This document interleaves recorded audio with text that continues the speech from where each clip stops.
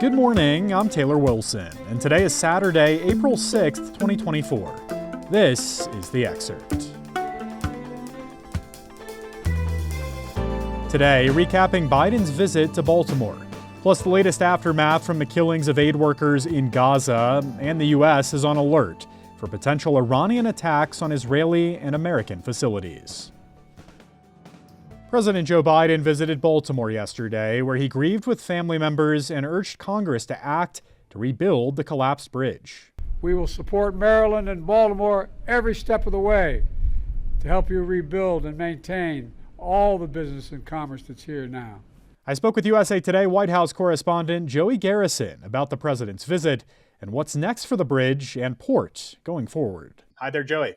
Hey, thanks for having me on. Thanks for hopping on, Joey. So what did President Joe Biden do during his visit to Baltimore yesterday? President Biden toured what's left of the bridge by helicopter on Marine One, met with Maryland Governor Wes Moore, other state local officials, kind of just getting a briefing on what they're doing right now in terms of cleaning up the massive wrecked bridge that remains still in the river, as well as looking ahead to what's really a massive rebuilding project that Biden, the governor, other local officials are trying to undertake as soon as possible.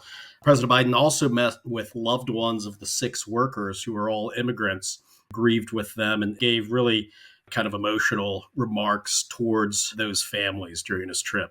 Yeah, Joey, what impact is this collapse and its aftermath having on immigrant communities in that area? These are often workers that go unnoticed for most Americans. They were working here at 1:30 in the morning when that bridge was hit by the shipping container. And so this has brought kind of an awareness to worker issues that these immigrants who make very little money, some of the issues that they have. And so folks are pushing for better safety and for more awareness for the things that they go through. And so Biden, in his remarks, noted that most were immigrants, all were Marylanders, so that they were selfless workers. And so he tried to bring attention to kind of their struggle that many of them had. Joey, what action is Biden now urging Congress to take here surrounding the next steps for the bridge? Yeah, so Biden has vowed that the federal government's going to pay for the entire reconstruction of the bridge. We don't have a total amount for that, but it's going to be in the maybe up towards billions of dollars. And right now, there has just been $60 million in federal emergency funds that the administration has devoted toward the kind of immediate work. But he is urging Congress to quickly, as soon as it can, approve the full allocation of this bridge project. Now, I think that this should be something that gets bipartisan support for, and you would think there would, but the House Freedom Caucus, members of kind of the far right flank of the Republican Party, are seeking certain demands in exchange for supporting the bridge. And so, that's something that is going to have to be solved in order for there to have full buy-in in the House. And going forward, Joey, what's the timeline at this point look like for clearing all of the debris that remains and,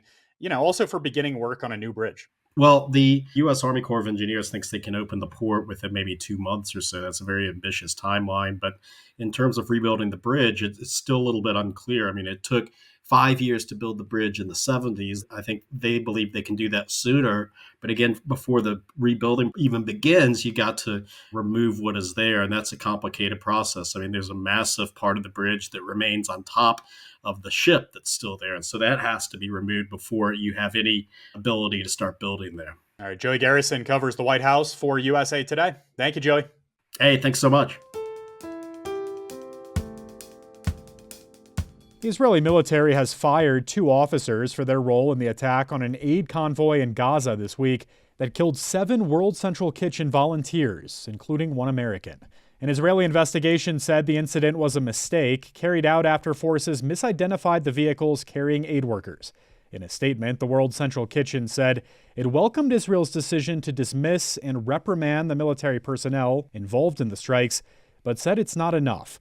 The group said that if Israel does not ramp up aid in Gaza and implement systematic changes to ensure the safety of aid workers, quote, there will be more military failures, more apologies, and more grieving families, unquote. The group also said it will extend its suspension of operations in Gaza. The U.S. is on high alert for a potential attack on Israel or on American facilities in the Middle East in retaliation for an Israeli strike in Syria that killed Iranian commanders. That's according to two U.S. officials to USA Today. Iran vowed revenge after suspected Israeli warplanes bombed its embassy in Damascus on Monday, killing a top Iranian military commander in a major escalation in Israel's war with its regional adversaries. The Biden administration is concerned about the possibility Iran might attack U.S. bases in Iraq and Syria, according to sources, and American forces are in a heightened state of vigilance. Iran's Revolutionary Guards announced the deaths of 7 military advisors in the Damascus strike. A 4.8 magnitude earthquake recorded in New Jersey and felt in New York City yesterday morning was one of the strongest in state history. The quake was reported about 5 miles north of White House Station, New Jersey at about 10:23 a.m. yesterday, according to the U.S. Geological Survey. The epicenter was about 45 miles from New York City, where residents reported shaking furniture and floors.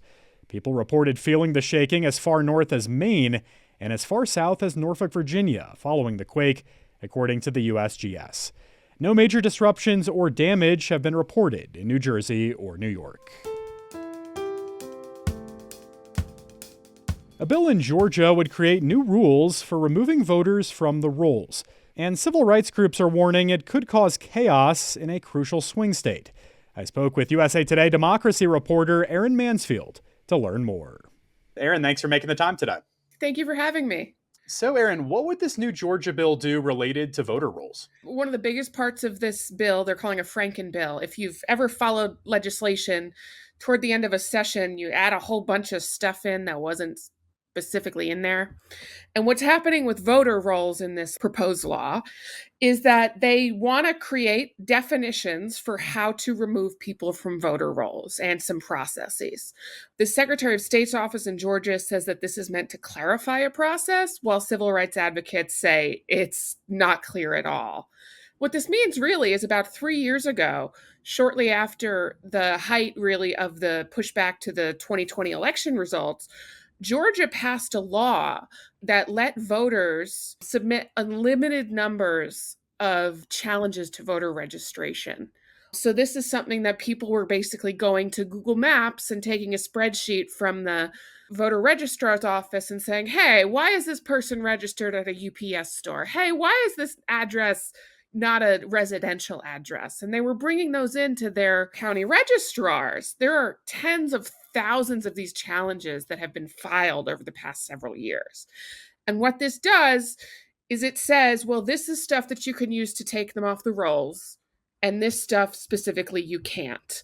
And by nature of that clarity, some people like it and some people do not. It says you can be taken off the rolls if, say, you're registered at a non-residential address, like if you have a P.O. box number or UPS store or something like that. It says you can be taken off a voter roll if you're dead, if you're voted or registered to vote in another jurisdiction, if you're getting some kind of housing tax credit in another jurisdiction, right? Which means you're telling another government that you live somewhere else. A lot of these things, to a lot of people, sound completely reasonable, and that seems to be what the intent was behind these provisions. But the ACLU is pointing to a real lack of clarity. For example, it doesn't say if you subsequently vote in another jurisdiction. It says if you voted in another jurisdiction. It doesn't say specifically in the law, if you move to another state afterwards. So some of these things just aren't super clear. There's another provision that would go into effect next year that would require folks who are homeless. For the record, homeless people can vote just like anybody else. Sometimes in Georgia, they can even just describe where they live on a map. This bill, starting next year, would require homeless folks to register at the county registrar's office, which from an administrative standpoint, you can kind of see. But from the fact that you can also be taken off for being registered at a non-residential address, that's where the ACLU is saying there's a problem. And as you said, this massive Franken bill really has a ton of provisions in it. What else would this bill do as it pertains to upcoming elections? Yeah, so the other thing that would happen that really is relevant to November is make it easier for third-party candidates to get on the ballot. Polling is showing that Donald Trump has a better chance in Georgia if third parties kind of what a Biden advocate might call spoil the vote. And right now we have two pretty prominent third-party candidates, Cornel West, the scholar and civil rights activist, and then Robert F. Kennedy Jr. of the Kennedy family, very prominent in vaccine politics. Going down the road, they want to let very small counties use paper ballots. They want to change how things are counted, and they want you to stop using QR codes to scan them. Those are some things that are a little less controversial, also because they wouldn't affect an election that's coming up in a matter of months. So this now moves into Republican Governor Brian Kemp's hands. What's the expectation here? Is he expected to sign this into law? His office told me they are doing a legal review, as they do. He has about another month to sign it. It's technically 40 days. That'll be about May 8th when we'll be looking out for a final decision on that. But he has to do a legal review, and with the ACLU promising to sue, that should be an interesting situation. So Governor Kemp signed the sweeping voter law in 2021, about 3 years ago, during the height of all the pushback in Georgia. So this would be the second big election bill that he would sign if he decides to. That was the bill that did a lot of things, but also made it possible to submit, thousands upon thousands of challenges, as we're seeing people do with these massive data sets. All right. Erin Mansfield covers democracy for USA Today. Thank you, Erin. Thank you for having me, Taylor.